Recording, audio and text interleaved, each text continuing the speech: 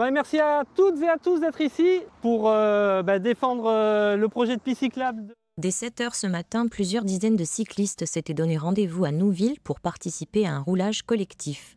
Objectif, rappeler l'urgence d'aménager une piste cyclable sécurisée sur l'axe James Cook qui relie le centre-ville à la presqu'île. Ça fait 10 ans qu'on revendique une bande cyclable ou une piste cyclable le long entre le centre-ville et l'université. Ça fait 10 ans qu'on a un refus de la DI3T. En pratique, moins de 10 minutes suffisent pour relier le centre-ville à l'université. Mais sans aménagement, les cyclistes doivent partager une chaussée étroite avec le trafic limité à 70 km/h. Les routes, elles sont assez étroites et puis s'il faut la partager avec des vélos, c'est dangereux. Surtout qu'il y a une certaine distance à mettre avec les vélos.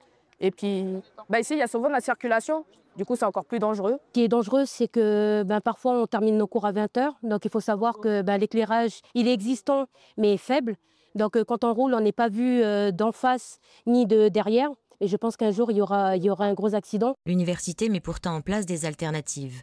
Depuis février dernier, elle propose un service de location de 25 vélos à destination de ses étudiants au prix de 200 francs la journée. Une solution appréciée, mais qui ne résout pas le problème de sécurité sur la route de Nouville. La piste cyclable, ça va vraiment faciliter. On voit que là où il y a des pistes cyclables à Nouméa, il y a des gens qui se déplacent en vélo. Et sinon, les gens ici sur la route, ils ont peur. Parce que les gens roulent vite, effectivement. Et donc, je pense qu'à un moment, il faut aussi qu'il y ait un projet structurant qui va permettre de créer le besoin, quoi. Cette action s'inscrit dans la Semaine européenne de la mobilité, placée cette année sous le thème de la mobilité pour tous. En Nouvelle-Calédonie, 27% des foyers ne disposent pas de véhicule. Le vélo est donc une alternative économique et écologique, mais reste tributaire d'infrastructures adaptées. L'an dernier, un aménagement provisoire avait été proposé par l'Agence calédonienne de l'énergie.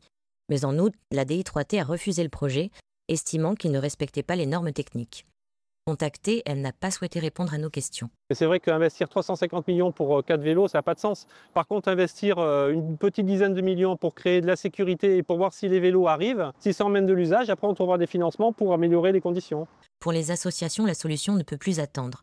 Elles réclament un calendrier précis pour la piste définitive et une sécurisation rapide de cet axe emprunté chaque jour par des piétons et des cyclistes.